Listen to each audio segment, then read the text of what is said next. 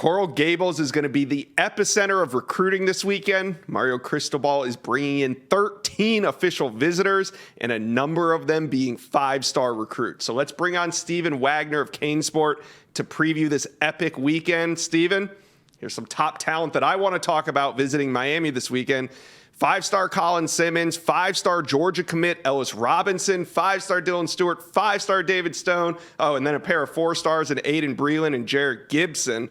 So let's start with the man himself, Colin Simmons. Now, I was with him in Nashville. He's talking up Miami a whole lot. Do you like Miami bringing him in this weekend, or do you think maybe they should use their official visit for him down the road? I like Miami bringing him in this weekend because this is going to be his first official visit of the summer. And I think there is something to be said for having the opportunity to come in and set the bar.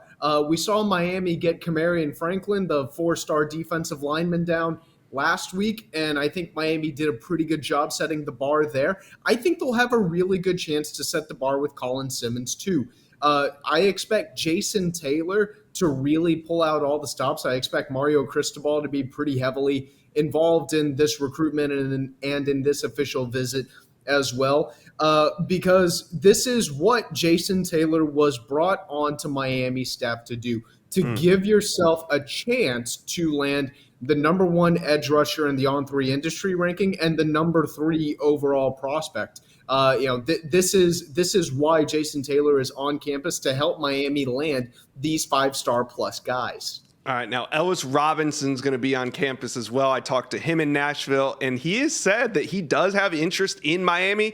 They've gotten him on campus before. Is this a situation where we're putting him on flip watch, or is it more of, hey, if Ellis Robinson wants to come to campus, Miami will have him on as much as they can until he's ready to sign?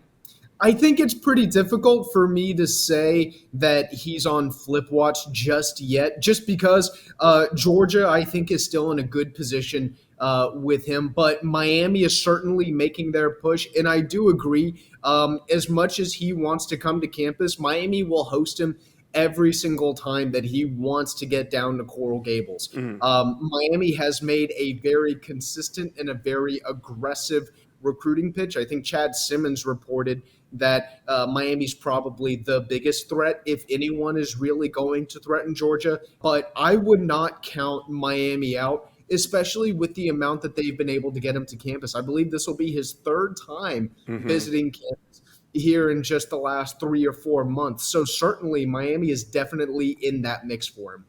All right, what are your sources saying on Dylan Stewart? Because when we met him in Nashville, he was a tough one to read. Now, he's the number 1 player overall for On3, but what are your sources saying when it comes to his recruitment to Miami? Yeah, he does like Miami, and Jason Taylor has played a really, really big role in his recruitment. Taylor has now been able to interact with Stewart in person in Coral Gables, what will be the third time already this year, whenever Dylan gets down for that official visit this weekend. A lot like the situation with Colin Simmons, Jason Taylor is a huge reason why Stewart is considering Miami to begin with. This is what Jason Taylor was brought on this staff to do, to give yourself a chance with the number 1 player in the on 300. And Miami has certainly done that with Dylan Stewart. I think we're seeing Miami kind of recruiting their way into the mix for Dylan Stewart. And I would expect this effort to continue to be pretty intense. All right, moving on to 5-star David Stone. When I say David Stone visiting Miami, I think of that picture of him throwing up the U with the big smile. What's the key to landing David Stone for Miami? That one has been really, really difficult for me to really put my thumb on, because it's felt like any time that Miami's able to get a little bit of momentum, it almost feels like Oklahoma just takes that momentum right back. I really thought after he took those 2 unofficial visits to Miami on those back-to-back weekends in March, I remembered coming out of Coral Gables thinking to myself, I think Miami has really done something here. And then shortly after that, we see some stuff about how, it really does seem like Oklahoma's starting to recapture that momentum a little bit.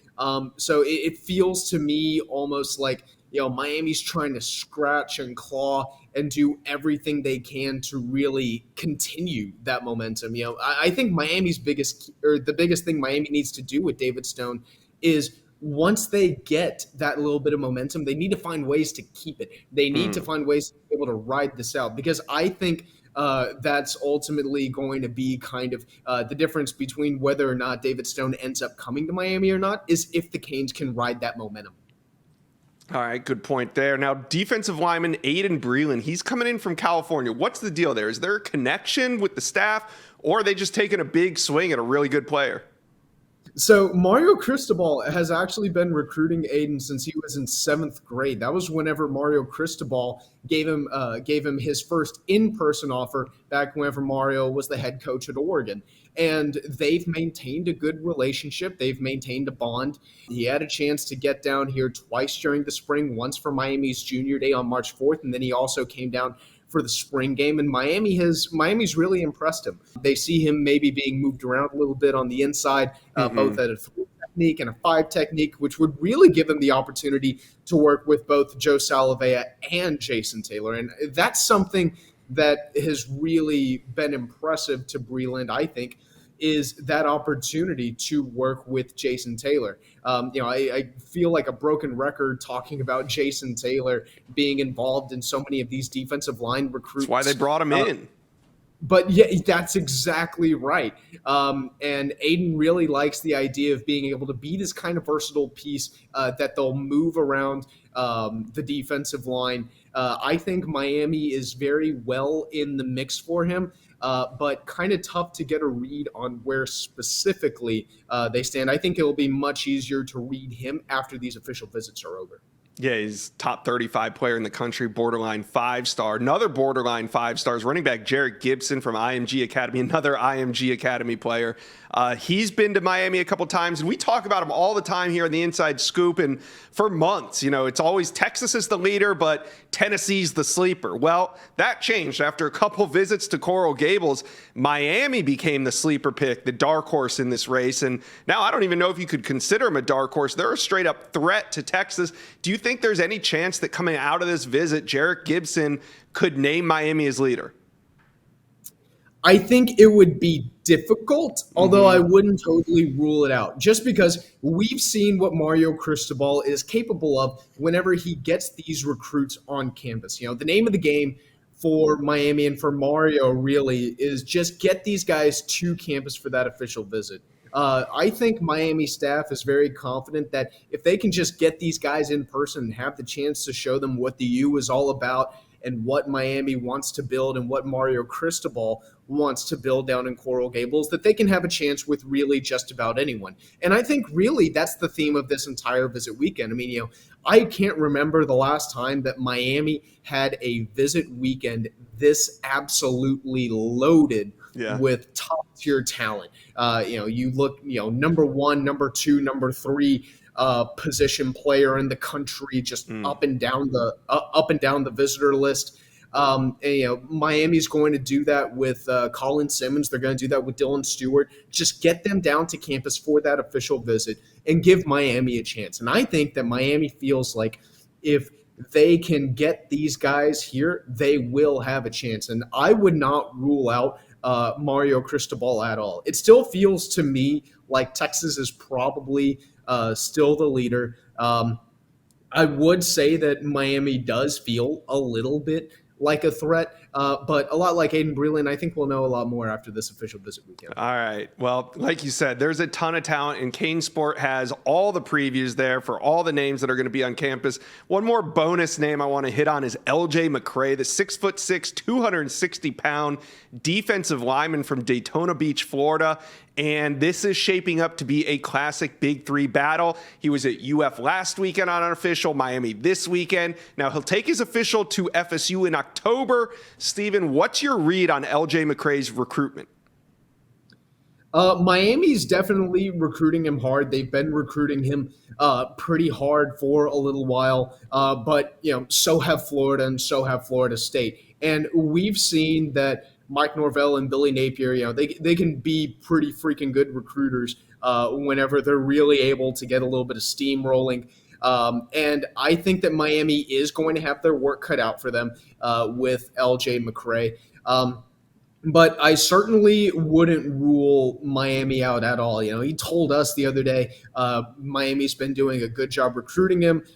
Joe Salavea, Jason Taylor, Mario Cristobal, that same kind of three-headed defensive line recruiting monster, has been going pretty aggressively after him too. I think Miami is making a good impression.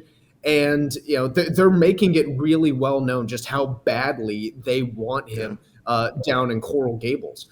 So I definitely think that Miami will have a shot. But this weekend is really going to be about him just being able to spend more time around the coaching staff and try to develop a little bit of a closer bond. I do think that a little bit of bond building still does need to be done before I really circle LJ McRae as a guy who's a guy who I think Miami is right up there for. Certainly they're well in the running, but I do think a little bit more bond building does need to be done with LJ. All right, some work to be done there. Well, Steven, we've laid out all the big names. We've hyped it up. So now Miami fans want to know, what are the expectations for this weekend when it comes to commitments? I'm really not sure if I can say that I would expect commitments to come following this weekend, just because we're finding so consistently with all these guys, even some of the 3-stars who are visiting this weekend that have kind of emerged as these priority targets from Miami. They really do want to hold off until after their official visits before they make a decision. And Miami's a program that their recruiting style and Mario Cristobal's recruiting style, it kind of centers around not really pressuring a lot of these kids. I mean, that was the case with Kamarian Franklin whenever Miami got him down last weekend. I even asked him, is Miami, trying to get you to commit? Do they want to land you right now? And he said no. And, this has been really the case with so many of these guys. Miami wants their recruits to land at this decision on their own naturally. So I don't think that we'll necessarily see any commitments this weekend, but I do think we could be seeing some commitments next weekend and the weekend following that, June 16th and June 23rd. I think those are both going to be pretty solid recruitment weekends to watch. All right. Well, Steven, I know you're going to be on CaneSport all weekend, and I know I'm going to be on CaneSport all weekend reading your updates. So thanks for previewing the big weekend on the Inside Scoop. Thank you for watching. Make sure you smash that subscribe button for me, and remember to check out all the videos on the On3 YouTube page.